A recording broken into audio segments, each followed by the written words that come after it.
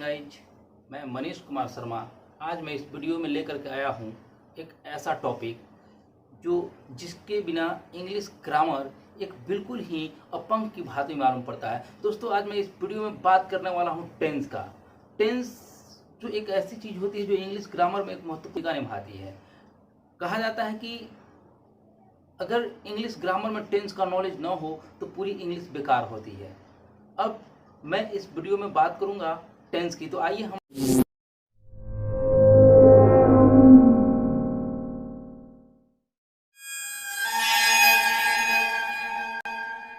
लोग बात करते हैं टेंस की। टेंस यानी काल। कहा जाता है कि tense refers to the time. Tense समय का बोध कराता है। या tense is the study of the forms of the verbs. Tense क्रियाओं के रूपों का अध्ययन होता है। यानी कि टेंस ये बताता है कि कौन सा काम किस समय में हुआ है, उसके बारे में ये हमें ज्ञात कराता है। टेंस 3 प्रकार के होते हैं दोस्तों: present tense, past tense, future tense. जो वर्तमान समय का बोध कराता है वो प्रेजेंट टेंस कहलाता है। जो बीते हुए समय का बोध कराता है पास्ट टेंस कहलाता है। और जो भविष्य की बात कराता है, जो भविष्य में आने वाले समय का बोध कराता है, वो फ्यूचर टेंस कहलाता है। दोस्तों, ये मेरी एक गुजारिश है, ये वीडियो थोड़ी सी लंबी हो सकती है, लेकिन आप स्किप मत कीजिएगा, क्योंकि मैं एक एक टॉपिक को विस्तारित तौर पर मैं आपको बताऊंगा। और मुझे आशा है कि अगर एक बार इस वीडियो को अगर आप देख लेते हैं पूरा, तो मुझे नहीं लगता कि आपको टेंस दोबारा पढ़ने की कहीं जरूरत होगी। तो दोस्तों, आज मैं बात करूंगा प्रेजेंट, पास्ट और फ्यूचर टेंस की। तो प्रेजेंट टेंस जो होते हैं, present tense, past tense, future tense के भी 4 काइंड्स होते हैं। जैसे present indefinite tense, present continuous tense, present perfect tense, present perfect continuous tense. ठीक उसी तरह से पास्ट टेंस के भी 4 काइंड्स होते हैं: past indefinite, past continuous, past perfect, past perfect continuous. ठीक उसी तरह से फ्यूचर टेंस के भी 4 काइंड्स होते हैं: future indefinite, future continuous, future perfect, future perfect continuous tense. दोस्तों, मैं बात करूंगा प्रेजेंट इंडेफिनिट टेंस की। प्रेजेंट इंडेफिनिट टेंस में क्या होता है कि प्रेजेंट इंडेफिनिट टेंस की पहचान होती है कि जिस हिंदी वाक्य क्रिया के अंत में अगर ता है, ती है, ते है आ जाता है, तो प्रेजेंट इंडेफिनिट टेंस का वाक्य होता है। इसमें 3 तरह के सेंटेंसेस मिलेंगे, जो कि जब मैंने सेंटेंसेस की पहचान बताई थी तो मैंने आपको एक बात बताई थी, सेंटेंस की पहचान बताई थी कि सेंटेंस की पहचान कैसे करते हैं। अगर इसके बारे में और अधिक जानकारी लेनी होगी तो मैं डिस्क्रिप्शन में अपना वो लिंक मैं डाल दूंगा, आप वहां से इसे देख सकते हैं। तो इसमें 3 तरह के सेंटेंसेस आते हैं: अफर्मेटिव, नेगेटिव और इंट्रोगेटिव। दोस्तों, अफर्मेटिव सेंटेंस में क्या होता है कि इसमें इसे हम लोग सिंपल सेंटेंस भी बोलते हैं। इसमें नहीं आते हैं, और जिस सेंटेंस में नहीं आता है तो वो सिंपल सेंटेंस यानी अफर्मेटिव सेंटेंस कहलाता है। इसमें सबसे पहले सब्जेक्ट रखते हैं, उसके बाद क्रिया का पहला रूप रखते हैं, उसके बाद एस या ईएस का प्रयोग करते हैं। एस या ईएस का प्रयोग तब करते हैं जब सब्जेक्ट यानी कि कर्ता एक वचन में हो। अगर कर्ता ही, सी, इट या कोई नाम हो यानी सिंगुलर सब्जेक्ट हो तो हम क्रिया में एस या ईएस का प्रयोग करते हैं। उसके बाद ऑब्जेक्ट, उसके बाद अदर वर्ड रखते हैं। जैसे मैंने एक सेंटेंस लिखा कि राम आम खाता है, तो राम आम खाता है, मैंने देखा कि ता है आ गया, इसका मतलब ये प्रेजेंट इंडेफिनिट टेंस है। मैंने देखा कि ये सिंपल सेंटेंस है, इसका मतलब ये अफर्मेटिव सेंटेंस है। अब इसे बनाने के लिए सबसे पहले मैंने सब्जेक्ट रखा, तो सब्जेक्ट राम है, क्योंकि ये सब्जेक्ट वही होता है जो कि कार्य करता है। राम खाने का कार्य कर रहा है तो राम सब्जेक्ट हुआ, मैंने लिखा। उसके बाद क्रिया का पहला रूप मैंने देखा खाना है, ईट है, मैंने ईट लिखा। फिर मैंने देखा कि राम क्या है, तो ये सिंगुलर है। जब सिंगुलर है तो हम एस या ईएस का भी प्रयोग करेंगे। एक चीज ये है कि कब एस का प्रयोग करते हैं, कब ईएस का प्रयोग करते हैं। तो ध्यान पर रखना होगा कि अगर क्रिया का अंतिम अक्षर वावेल हो तो ईएस का प्रयोग करते हैं, अगर कॉन्सोनेंट हो तो एस का प्रयोग करते हैं। यहाँ पर मैंने देखा कि टी क्या है, ये कॉन्सोनेंट है, तो मैंने एस का प्रयोग किया। फिर ऑब्जेक्ट है क्या, आम, मैंने मैंगो रख दिया, यानी कि राम आम खाता है, इस तरह राम इट्स अ मैंगो। लेकिन जब हम बात करते हैं नेगेटिव सेंटेंस की, तो नेगेटिव सेंटेंस यानी नकारात्मक वाक्य होता है, इसमें नहीं अवश्य आते हैं। जब ये नहीं आता है तो हम समझ जाते हैं कि ये नेगेटिव सेंटेंस होता है। लेकिन जब वाक्य नेगेटिव होता है प्रेजेंट इंडेफिनिट टेंस में, तो हम सहायक क्रिया डू और डज का प्रयोग करते हैं। जब डू और डज का प्रयोग करेंगे तो ध्यान पर रखेंगे कि अगर कर्ता सिंगुलर हो तो डज का प्रयोग करेंगे, अगर कर्ता प्लुरल हो तो डू का प्रयोग करेंगे। यानी कि ही, सी, इट या कोई नाम हो तो डज का प्रयोग करते हैं। आई, वी, यू, दे या कोई कर्ता बहुवचन हो तो हम लोग डू का प्रयोग प्रयोग करते हैं। जैसे मैंने एक एग्जांपल लिखा कि राम आम नहीं खाता है, मैंने देखा दोस्तों कि इसमें नहीं आ गया तो ये नकारात्मक हो गया, ये निगेटिव हो गया। जब निगेटिव हो गया तो सबसे पहले हम लोग सब्जेक्ट रखते हैं, उसके बाद सब्जेक्ट के अनुसार हम लोग डू और डज का प्रयोग करते हैं। मैंने देखा कि राम सिंगुलर है, मैंने डज का प्रयोग किया। नॉट सब में लगाना है दोस्तों। उसके बाद नॉट जो है वो नकारात्मक सेंटेंस होता है, तो जो भी नकारात्मक सेंटेंस होंगे उसमें सबके साथ सहायक क्रिया के साथ मैं नॉट रखूंगा। उसके बाद फिर V1 है तो मैंने इट का प्रयोग कर दिया, ऑब्जेक्ट आम है मैंने अ मैंगो लिख दिया। यानी कि इस तरह से मैंने बनाया कि Ram does not eat a mango. लेकिन हम बात करेंगे इंट्रोगेटिव सेंटेंस की। इंट्रोगेटिव सेंटेंस में क्या होता है कि इसमें दो तरीके से प्रश्न किए जाते हैं। सबसे पहले तो इसकी पहचान ये होती है कि इसके अंत में क्वेश्चन मार्क्स आते हैं, यानी कि जिस सेंटेंस के अंत में अगर क्वेश्चन मार्क्स आ जाते हैं वो इंट्रोगेटिव सेंटेंस होते हैं। अब इसमें दो तरह से प्रश्न किए जाते हैं। एक कर्ता के पहले क्या लगाकर प्रश्न किया जाता है, दूसरा कर्ता के बाद कब, कहां, क्या, क्यों, कैसे लगाकर प्रश्न किया जाता है। दोस्तों जब कर्ता के पहले क्या लगता है तो सहायक क्रिया डू और डज का प्रयोग हम कर्ता के पहले करते हैं। यानी जैसे एक एग्जांपल मैंने लिखा कि क्या राम आम खाता है, तो क्या राम आम खाता है तो मैंने देखा कि सबसे पहले डू और डज का प्रयोग करना है, क्योंकि इसके अंत में क्वेश्चन मार्क से ये इंट्रोगेटिव सेंटेंस है।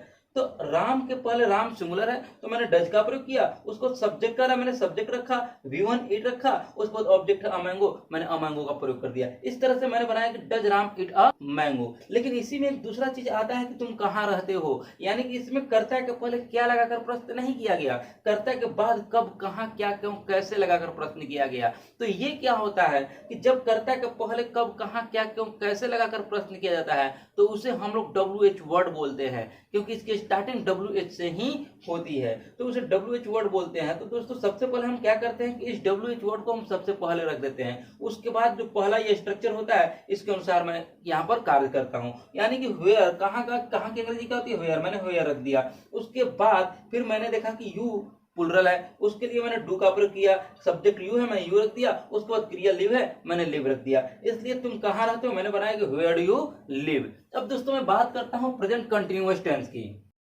प्रेजेंट कंटिन्यूअस टेंस की पहचान होती है कि जिस हिंदी वाक्य क्रिया के अंत में रहा है, रही है, रहे हैं दिया रहता है तो प्रेजेंट कंटिन्यूअस टेंस का वाक्य होता है। इसमें सहायक क्रिया यानी कि इसमें सहायक क्रिया इज एम आर का प्रयोग करते हैं, यानी कि अगर कर्ता सिंगुलर हो तो इज का प्रयोग करते हैं, आई के साथ हमेशा एम का प्रयोग किया जाता है, और अगर कर्ता प्लुरल यानी बहुवचन में हो तो आर का प्रयोग करते हैं। दोस्तों इसमें क्रिया के साथ ING का प्रयोग किया जाता है। जैसे राम आम खा रहा है, मैंने देखा कि यह सिंपल सेंटेंस है, मैंने सब्जेक्ट राम रखा, उसके बाद मैंने देखा कि राम सिंगुलर है, मैंने इज का प्रयोग किया। खाना क्रिया है तो ईट में ING मैंने जोड़ दिया, उसके बाद ऑब्जेक्ट है मैंने अ मैंगो रख दिया, Ram is eating a mango. लेकिन मैंने जब दूसरा सेंटेंस देखा तो इसमें नहीं दिया हुआ है, ये निगेटिव वाक्य हो गया। जब ये निगेटिव वाक्य होता है तो बस निगेटिव वाक्य में कुछ करना नहीं होता है, निगेटिव में बस सहायक क्रिया के साथ आप नॉट जोड़ देंगे तो ये निगेटिव हो जाएगा। उसके बाद जब कर्ता के पहले क्या लगाकर प्रश्न किया जाता है, यानी कि अंत में अगर क्वेश्चन मार्क्स होते हैं, प्रश्नवाचक चिन्ह होते हैं तो वो इंट्रोगेटिव सेंटेंस होता है, और जब सेंटेंस इंट्रोगेटिव होता है तो सहायक क्रियाएं कर्ता के पहले आ जाती हैं। तो जब मैंने देखा कि कर्ता सिंगुलर है, इज का प्रयोग किया, फिर मैंने बनाया कि is Ram eating a mango, और अंत में मैंने एक क्वेश्चन मार्क्स अवश्य दिया। दोस्तों अगर क्वेश्चन मार्क्स नहीं देते हैं तो वो सेंटेंस गलत होता है। उसके बाद बात करते हैं प्रेजेंट परफेक्ट टेंस की। प्रेजेंट परफेक्ट टेंस की पहचान होती है कि जिस हिंदी वाक्य क्रिया के अंत में चुका है, चुकी है, चुके हैं रहता है वो प्रेजेंट परफेक्ट टेंस का होता है, वाक्य होता है। इसमें सहायक क्रिया हैज और हैव का प्रयोग करते हैं, और इसके साथ ही क्रिया का तीसरा रूप लगाते हैं। अगर कर्ता सिंगुलर हो तो हैज का प्रयोग करते हैं, और अगर कर्ता प्लुरल हो तो हैव का प्रयोग करते हैं। जैसे मैंने लिखा कि वे लोग जा चुके हैं, जब वे लोग जा चुके हैं तो मैंने देखा कि वे लोग दे, ये जब दे प्लुरल है तो वहां पर हम लोग क्या करेंगे, हैव का प्रयोग करेंगे। और इसमें कभी भी क्रिया का तीसरा रूप यानी वर्ब के थर्ड फॉर्म का यूज किया जाता है। तो ये जाना है, जाना का गो होता है तो गो का थर्ड फॉर्म गॉन होता है, तो मैंने बनाया दे हैव गॉन। फिर मैंने देखा कि वे लोग नहीं जा चुके हैं, जब नहीं आता है तो सहायक क्रिया के साथ नॉट का प्रयोग किया जाता है, मैंने बनाया दे हैव नॉट गॉन। क्या वे लोग जा चुके हैं, अंत में क्वेश्चन मार्क्स है, इसका मतलब इंट्रोगेटिव है। ये जब इंट्रोगेटिव है तो सहायक क्रियाएं पहले आती हैं, अकॉर्डिंग टू सब्जेक्ट दे के अनुसार हैव, तो हैव दे गॉन। अब बात करेंगे प्रेजेंट परफेक्ट कंटिन्यूअस टेंस की। तो प्रेजेंट परफेक्ट कंटिन्यूअस टेंस में क्या होता है कि रहा है, रही है, रहे हैं के साथ समय दिया रहता है। अगर समय दिया है तो प्रेजेंट परफेक्ट कंटिन्यूअस टेंस का वाक्य है, अगर समय नहीं दिया है तो प्रेजेंट परफेक्ट कंटिन्यूअस टेंस का वाक्य नहीं होता है। इसमें सहायक क्रिया हैज बीन और हैव बीन का प्रयोग करते हैं, और मुख्य क्रिया में ING जोड़ते हैं। इसमें एक समय जो दिया रहता है वो से के अर्थ में होता है, और ये देखना है, ध्यान पर रखना है कि इसमें हमें से के अर्थ में जब समय दिया रहता है तो सिंस और फॉर का प्रयोग करते हैं। अब कब सिंस लगाते हैं, कब फॉर लगाते हैं, तो निश्चित समय रहता है तो सिंस का प्रयोग करते हैं, अनिश्चित समय रहता है तो फॉर का प्रयोग करते हैं। जैसे वह 1 घंटे से दौड़ रहा है, मैंने देखा कि रहा है, रही है, रहे हैं के साथ समय दे दिया, इसका मतलब ये क्या हुआ, प्रेजेंट परफेक्ट कंटीन्यूअस टेंस का वाक्य है। इसे बनाने के लिए सबसे पहले आप सब्जेक्ट रखिएगा, उसके बाद हैज बीन और हैव बीन का प्रयोग कीजिएगा। कर्ता सिंगुलर है, मैंने हैज बीन का प्रयोग किया, उसको मुख्य क्रिया में आईएनजी जोड़कर मैंने रख दिया। उसके बाद जब समय दिया है, मैंने देखा कि ये अनिश्चित समय है, मैंने उसके लिए फॉर का प्रयोग किया, उसके बाद फिर समय रख दिया एन आवर। फिर मैंने बनाया कि he has been running for an our.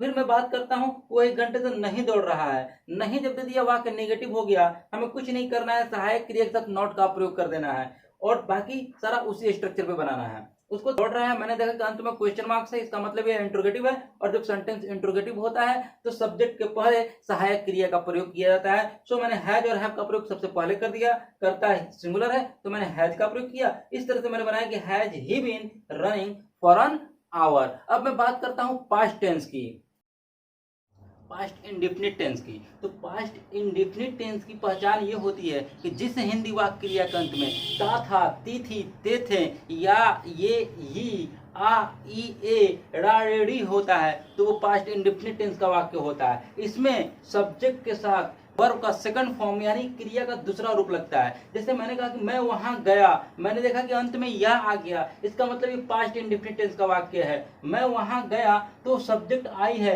और आई के साथ कभी भी मैंने क्रिया का दूसरा रूप लगाया, जाना का गो होता है, गो का दूसरा रूप वेंट होता है, मैंने बनाया कि आई वेंट देयर। लेकिन जब पास्ट इंडेफिनिट टेंस में वाक्य नेगेटिव और इंट्रोगेटिव आता है तो उसमें सहायक क्रिया डिड का प्रयोग किया जाता है, और जब सहायक क्रिया डिड का प्रयोग होता है तो क्रिया का पहला रूप लगता है। यानी कि जैसे मैं वहां नहीं गया, जब मैं वहां नहीं गया तो मैंने देखा कि इसमें नहीं आ गया, जब इसमें नहीं आ गया तो ये नेगेटिव हो गया, तो हम इसमें क्या करेंगे, चाहे कर्ता कोई भी हो, ही, सी, इट या कोई नाम हो, आई, वी, यू, दे, कुछ भी हो, तो उसके साथ हम सहायक क्रिया डिड का प्रयोग करते हैं और उसके साथ नॉट जोड़ देते हैं। तो I did not go there और क्रिया का पहला रूप रखते हैं, यानी कि डिड के साथ कभी भी क्रिया का पहला रूप रखना है। उसको क्या मैं वहां गया तो जब मैंने देखा कि कर्ता के पहले क्या लगाकर प्रश्न किया गया है तो सहायक क्रियाएं पहले आती हैं, तो मैंने डिड का प्रयोग पहले कर दिया, यानी कि डिड आई गो देयर।